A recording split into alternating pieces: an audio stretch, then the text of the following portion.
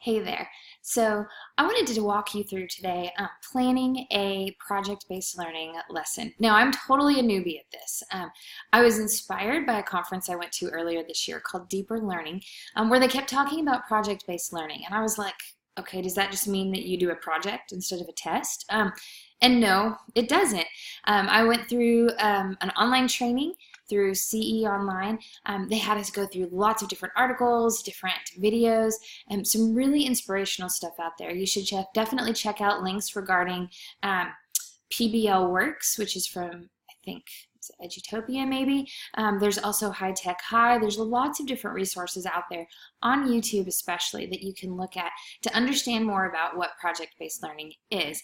But it's definitely not just tacking on a project at the end. That's not what it is at all.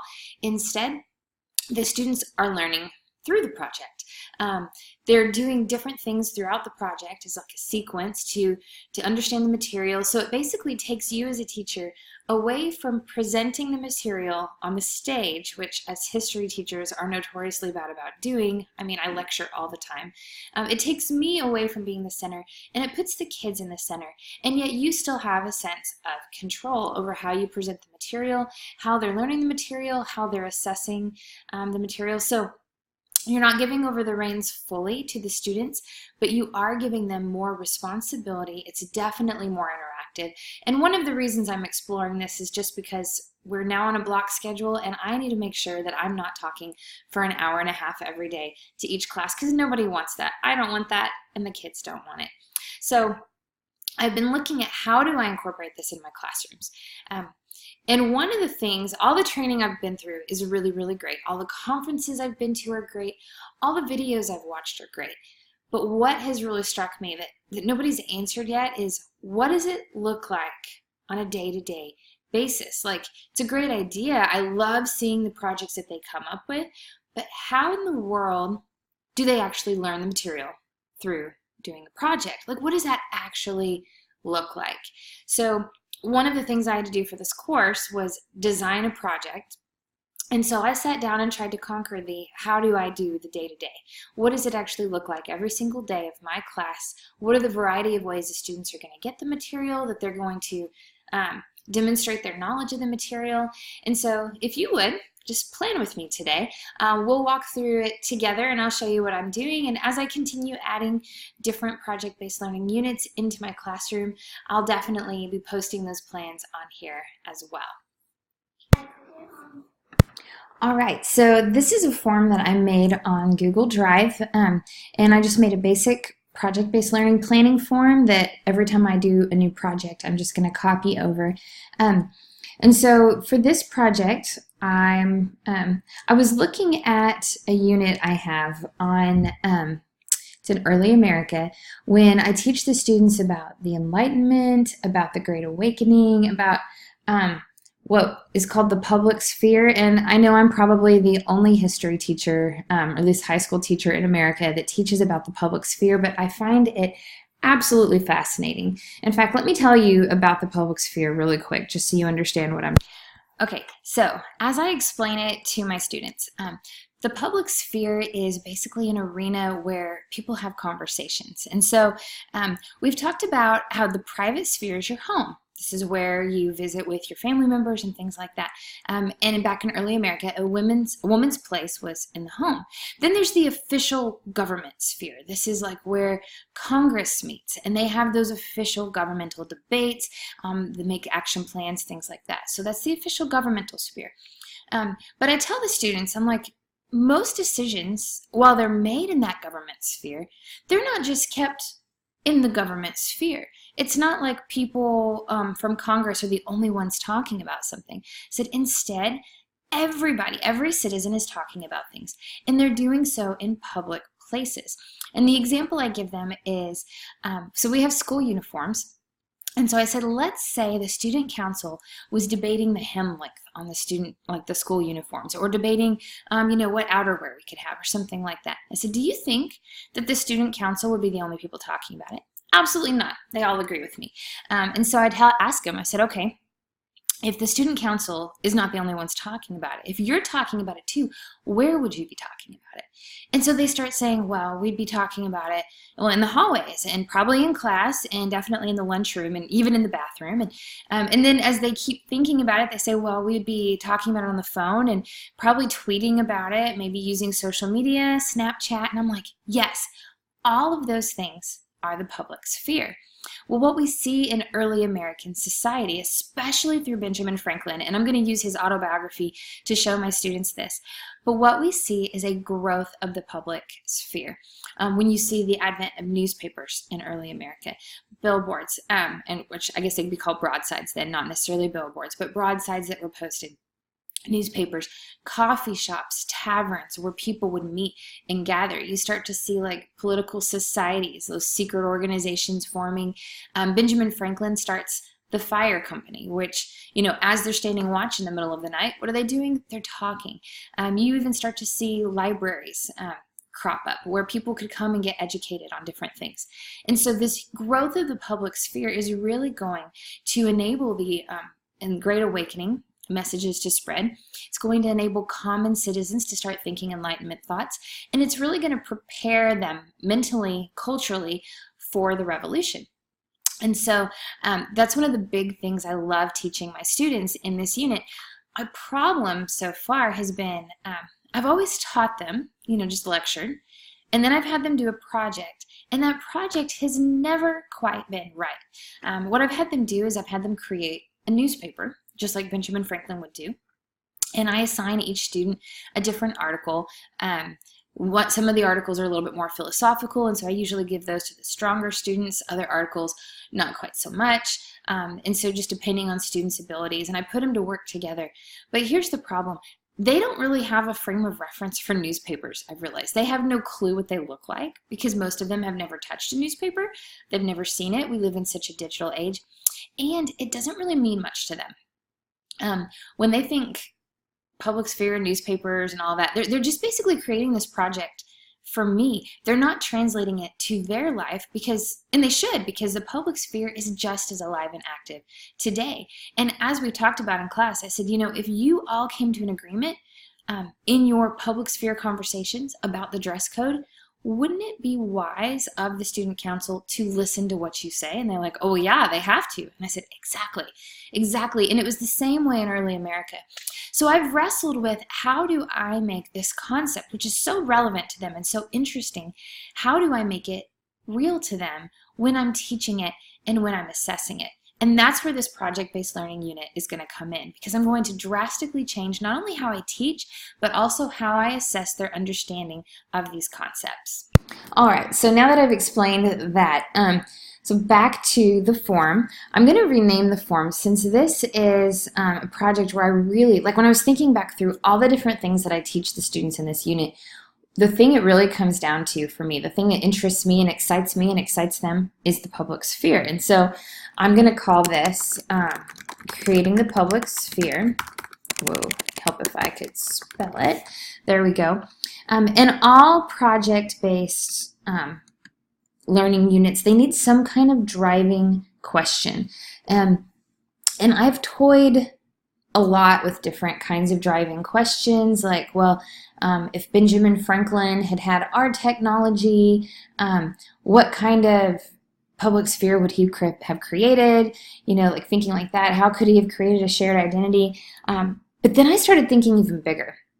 Okay, so Benjamin Franklin, he creates this public sphere, and this public sphere is what allows the colonies, these incredibly diverse colonies, to come together under a single shared identity. Because if you think about it, people in Virginia really had nothing in common with people from New England.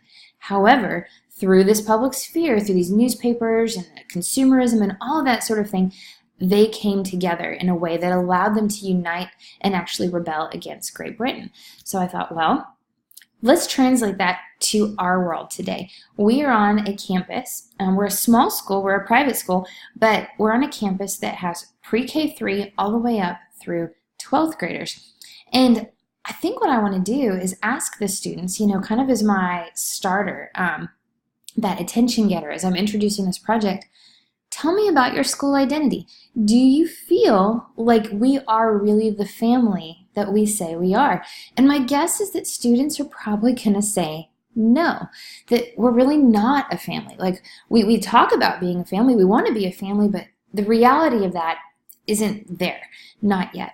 And so my driving question for them is, how can we use the public sphere to create a stronger school community and shared identity?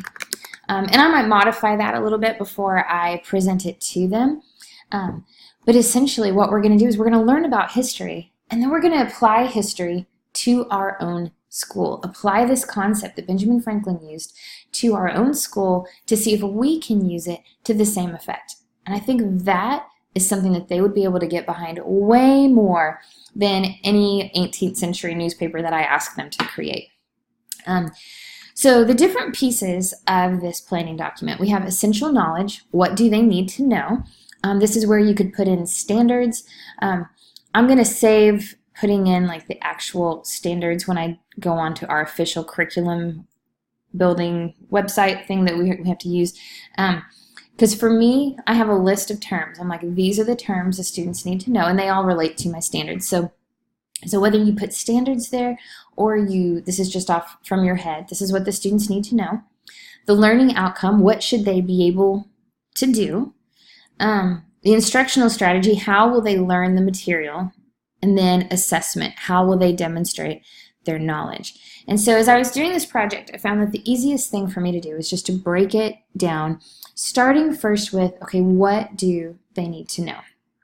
And so I'm going to fill this in really fast. And here, I'm going to pause this, I'll fill it in, and then I'll get back. All right, I'm back. So here's what I did. I went through, since I'm a history teacher, I don't know about other history teachers, but the way I teach, I had been taught basically through lecture style. And so that's how I'd started teaching. Now, it's not just me standing up, droning on and on. It's more of a discussion style. We stop, we discuss, we ask questions. But I actually have lectures written out so that I can make sure that I know my stuff, that I'm refreshing myself, that I can hand it to a substitute if I need to. So I went through my written lecture notes and just pulled out essential things that the students need to know, just boiled it down. So first thing, they need to know British political theory, some things like republicanism, liberalism, what the British Constitution is, so they compare or they can see the roots of our government in the British system that the colonists had. They need to understand how the colonists started developing a shared identity. So through things like salutary neglect, the public sphere, a consumer revolution where the colonists are all buying the same goods and they're seeing the same advertisements. They need to understand the Enlightenment. They need to understand the Great Awakening and be familiar with the famous preachers George Whitefield and Jonathan Edwards. And I need them, if I'm going to use Benjamin Franklin to talk about all of this, I need them to understand who he is. And we're going to use his autobiography after we've learned all of these other things. We're going to use his autobiography to see his influence within all of those other things.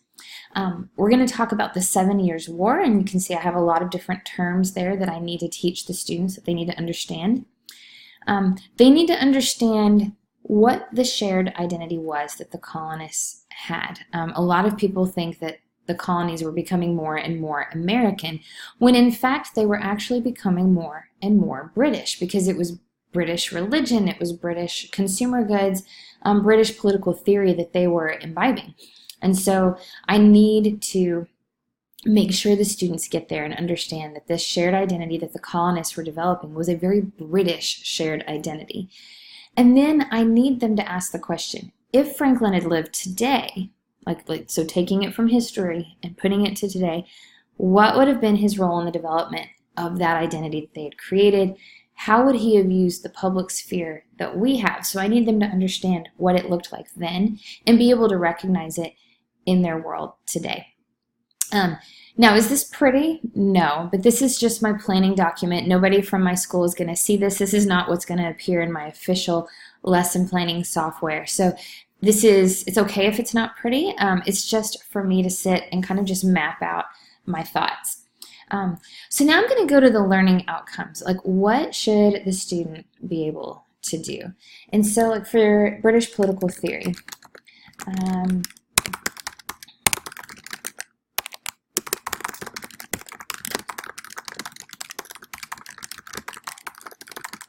I want them to be able to name the basic elements of British political theory. That they had a constitution, they had a king, they had a parliament, House of Commons, House of Lords, like very basic stuff. I want them to be able to identify that and to go, oh, so the House of Commons is kind of like our House of Representatives, and the House of Lords is kind of like our Senate, and we didn't just come up with these ideas, that they were part of this British political system. I also need them to understand that republicanism and liberalism with a small r and a small l are not at all the same as what we talk about today when we mean Republicans or liberals. So they need to have a basic working understanding of that. And here, I'll fill out the rest and then get back.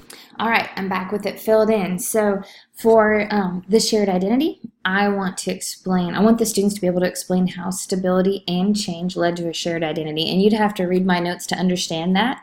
But essentially, there was a lot of things that stayed the same in the colonies. This stability where there wasn't any major wars and things like that, which allowed them to talk about political theory, but there was also some major changes that took place that both the stability and the change worked together. And then I want them to name examples of the public sphere then, things like taverns, coffee houses, things like that, and then examples today, which would be, cell phones, Starbucks, social media, those sorts of things. They need to understand how colonists learned about the Enlightenment and how they responded to the Enlightenment. They need to understand the causes and reactions to the Great Awakening. They need to understand basic biographical information about Benjamin Franklin and the world where he lived. They need to have a sense of what that world looked like. When it comes to the 7 Years' War, they need to know what the effect of the war was on the Indians, on the relationship with the colonies, and how that war really led to a shared identity. And I should put on the British relationship with the colonies. There we go. Down here, they need to be able to define the American identity and its Britishness. I need them to be able to say, here's what the colonies identified with, and that it was clearly a British identity. And they need to identify and determine those crucial checkpoints. At what points did the colonies really come together? What were those checkpoints?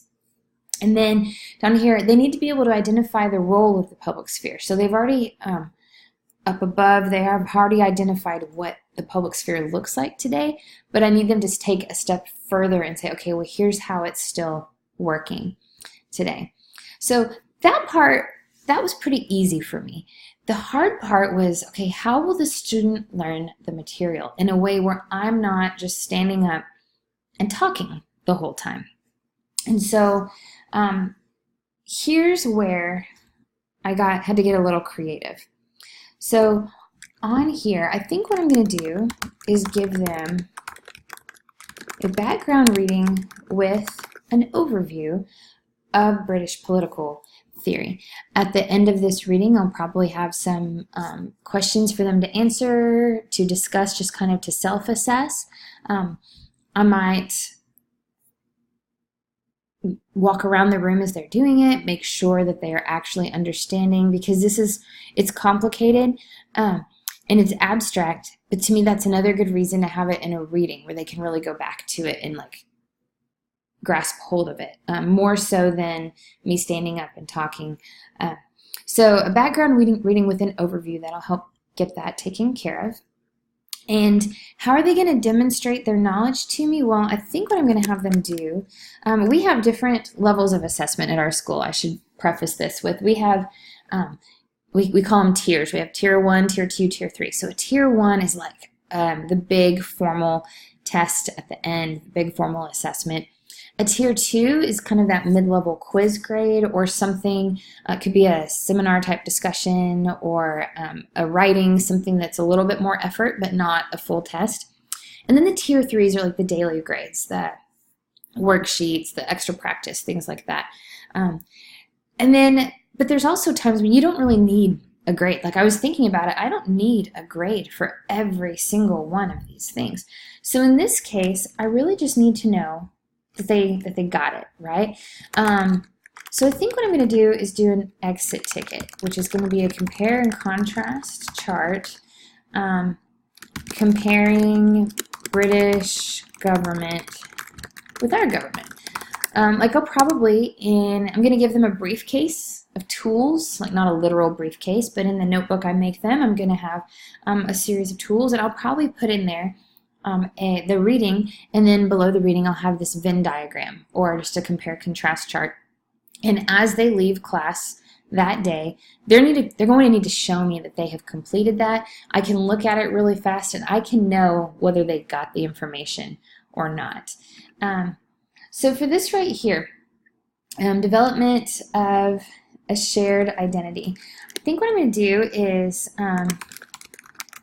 teacher-generated video, where I'll do a quick kind of like I did here, just like a brief video lecture. So it's in a different format. I can use more images and things like that, but a video that they can watch, and a section from Franklin's autobiography, because Benjamin Franklin talks a lot about the public sphere, and so they're going to be reading different sections of that.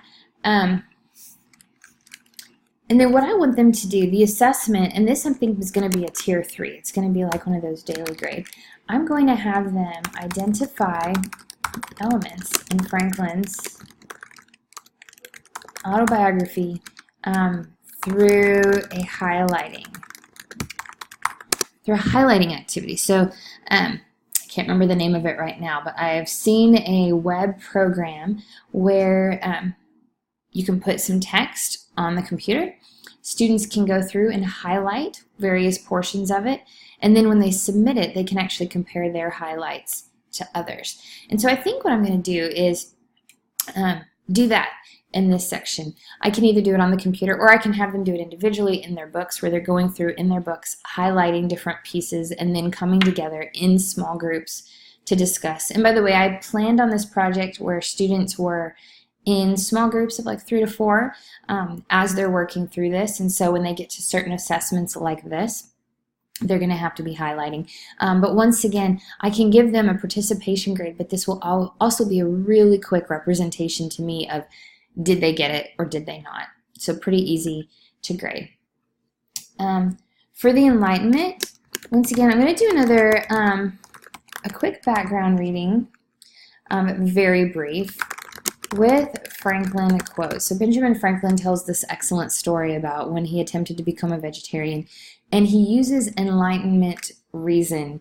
And so their exit ticket, once again, I'm going to have an exit ticket, reflect on how Franklin was influenced by Enlightenment thought.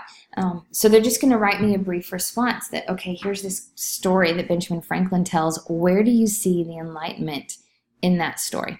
Now, I want you to notice something. When I first looked at project-based learning, I thought that each of these things had to be a different day. And I'm like, who has time for that? Like, normally I would cover this whole unit in a matter of maybe 4 days of class. But all 3 of these things can be done in a single block period, because the background reading is not going to be long. Then they're going to do that compare and contrast chart. Then in their groups, they watch this video, they look through his autobiography, then they're going to do some background reading, they're going to talk about it together, they're going to do this exit ticket where they're writing. And so the activities are changing. The class is going to feel like it goes by pretty fast, because it's going to be a mix of reading, watching videos, discussing all of these different things. But I'm anticipating that all of these things, I'm going to put a filler color in, all of these things could be done in 1 day. That's my anticipation. Does it have to be? No, not necessarily, because as we all know, we have students that work at different paces. We have students with learning challenges, especially that might struggle to do some of the readings.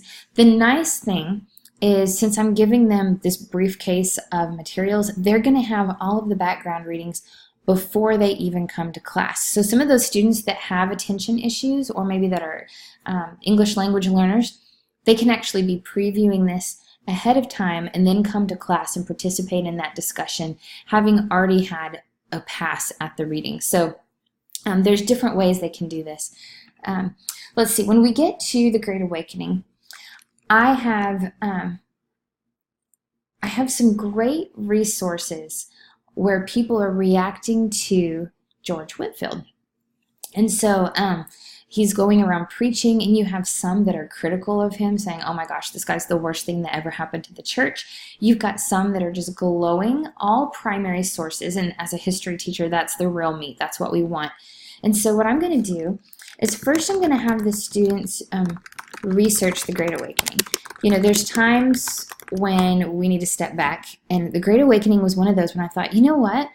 They can go and do their own research and get an overview of what the Great Awakening was without me standing over them. They can do that. So they're going to research the Great Awakening and read primary source responses. There is a link. Let's see, it's Great Awakening documentary.com collections. I think that's what it is. That link will actually take them to several documents on the Great Awakening, but in their briefcase I'll also have some of the tried and true documents. So they're going to do their own research and their own primary sources. They're going to pick their own primary sources to look at, and they can look at some of the ones that I've given them, or they can go even further in and look at some of the ones on this website. So their assessment, this is going to be another tier 3 assessment, one of those smaller level. They're going to do a graphic organizer on the primary source observations. They're going to have 4 total. At least one needs to be negative. So what I mean by that is I need them to look at 4 primary sources. At least one of those 4 needs to be a negative reaction to the Great Awakening, so that I know that they've gotten the full gamut of information. And then I want them to do some research on Benjamin Franklin. One of the responses to the Great Awakening that I'm going to give them is Benjamin Franklin's response. So they've already kind of read his autobiography, got a sense of it. And you know, honestly, I might move this. Just a second. My assessment will be interviewing with the students, totally informal. I'm just going to walk around and chat with them about what they found interesting. And maybe their exit ticket is notes on Franklin. And I might take all of the exit tickets that they've done and combine them as one participation grade. But you know what I'm thinking is this right here probably, I don't know how to move this. How do you do that? Copy. Whoa. Paste. Did I do that right? No, I just cut something out. I'll figure that out in a second. But it just occurred to me that maybe I want them to know who's Benjamin Franklin and the world that he lived in before I even put them over here in the British political theory. So maybe I want to move this around, and that would be totally cool. So that I might combine with the first day. And this, I'm going to say that this is probably going to take them a whole another day. So these things right here are going to be day 1 and day 2 overall. All right, so I fixed it. So right now I have them starting with Benjamin Franklin and doing these things. Most students would probably be able to get this done in 1 block period. It might take some 2, so the Enlightenment and Great Awakening could be in the same day. But there we have about 2 days worth of work. Now, the other thing I want to point out is it was really clear when I was doing all of this project-based learning training that project-based learning is work. Like, it's not that the kids sit back and are just getting spoon-fed. They actually have to dig in. And so what I'm going to have them do at the beginning is do a project management board, probably, with all of their tasks on it. And I'm going to have them set deadlines. But my hard deadline would be, I would assume that they would have this done by the second day. So they could choose, I'm going to have these things done by the end of class, and maybe this is going to be my homework, and then I'm going to do these things the second day or whatever. But I'm going to assume that some of this is going to be taken home for homework at some point. Just like in the business world, when you have to manage your own priorities, the students are going to have to do that as well. And I take home grading, so they can take home a little bit of homework if they don't get stuff done in class. All of our students also have study halls as well, or at least most of them do. So I'm not too worried about whether or not every single student will finish that in class. Some will, some won't, and that's okay. Okay, so now we get to the 7 Years' War. Now, this is one of the best stories. I love the lecture I have. It's not a long lecture, but it's fascinating. I've got great questions. The students are always engaged. They're always really into it. And so as I started thinking about how do I move away from lecture, I realized I don't need to move all the way from lecture because sometimes lecture is appropriate and it's the more fun way to learn. If you do a lecture well, if you tell a great story, if the kids are into it, keep the lecture. And so that's what I've decided to do here. Another thing about lecture, I'm just going to throw this in because it seems like that's like a dirty word now. It's a lecture. Oh no, we can't do that. But when kids go to college, they sit and they listen to lecture. And they need to learn how to take notes during a lecture. That's another college level skill, just like reading. I'm excited about the readings here simply because I have been able to tell that my students really don't have good reading skills. So I'm excited to put more of that in. But where I shine in this lecture, I'm going to keep it. And so I'm going to put here lecture. Now, not to scare you once again, it is a very discussion-based lecture. We stop, we talk, like, okay, what would you do if you were Washington? You know, all of that kind of stuff. But I'm going to do the lecture, and then they're also going to look at a brief section of the Franklin Otto biography on the war, because he talks specifically about Braddock's defeat, and so that'll be embedded into the lecture where we'll stop and we'll look at that together. And then the assessment, how will I know that they got this? I'm going to have them do a small group discussion with one another and a reflection where they collect evidence on how the war led to a shared identity. So they're actually going to look at their notes, at everything they've learned so far, and they're going to put it all together. Okay, how do we see the colonies really developing a shared identity through this? Why was the war so crucial? Most of them, you know, it's like they've heard of the Revolution at least. Most of them really haven't heard of the 7 Years' War or French and Indian War, and so they're going to have to spend some time really thinking about why was this so important that our teacher just sat there and told us all about it. Okay, so then we get to this part right here where they're taking the history. You know, all this other stuff was related to my standards, but now they've got to take the history and do something with it. And so here where they're identifying what was that shared identity, what were the most important developments leading to that, you know, if Franklin had lived today, what would his role have been? And ultimately, they're going to get to that driving question, how can we use the public sphere to create a stronger school community? I guess I should have put that in here before. That's essential knowledge. They're going to get to that. And this is where their project comes in.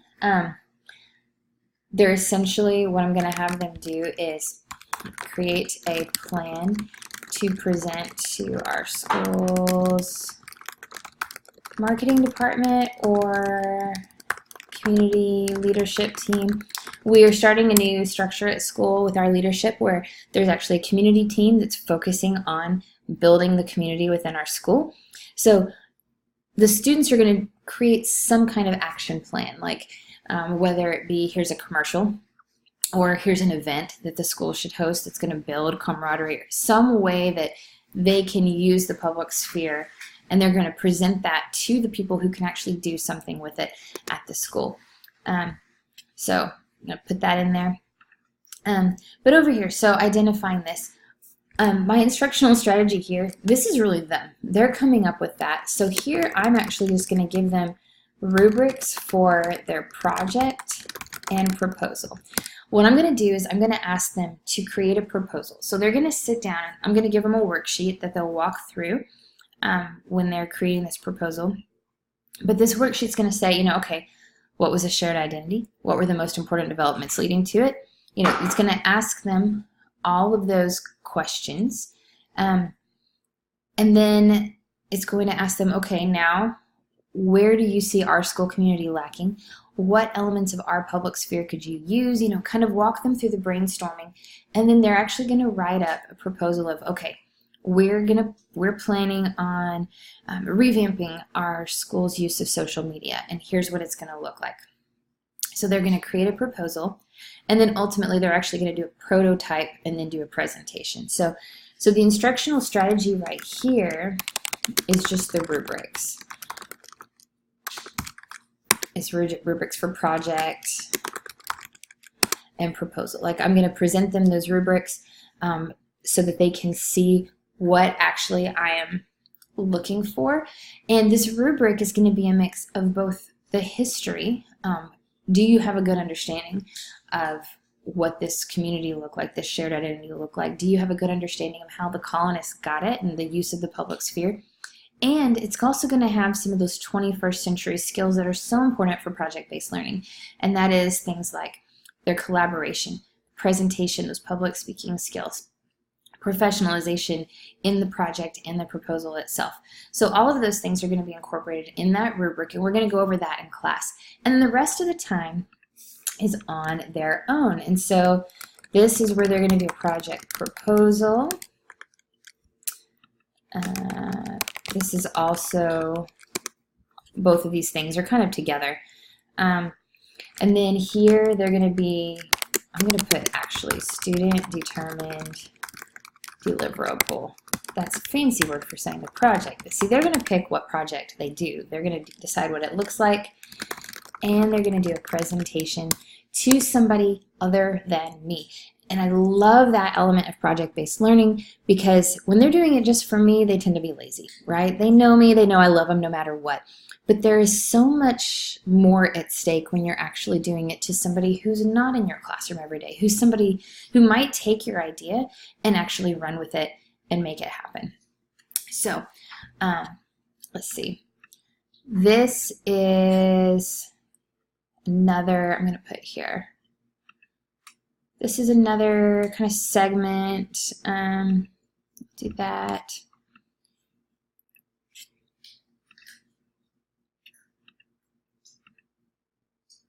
There we go.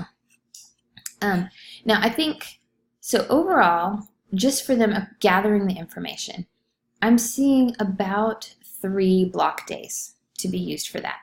And then this part down here, I'm seeing about 2 days there. Now, they're going to have weekends since it's block, you know, it's like they'll see me Monday, Wednesday, Friday, Tuesday, Thursday. So overall, I'm expecting that this would be about a 2-week thing. Could be more, could be less. I haven't actually done it yet.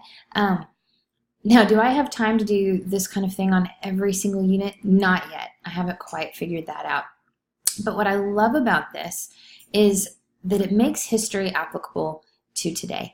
It combines reading skills, discussion skills, research skills, presentation skills, creativity, all of that into one thing.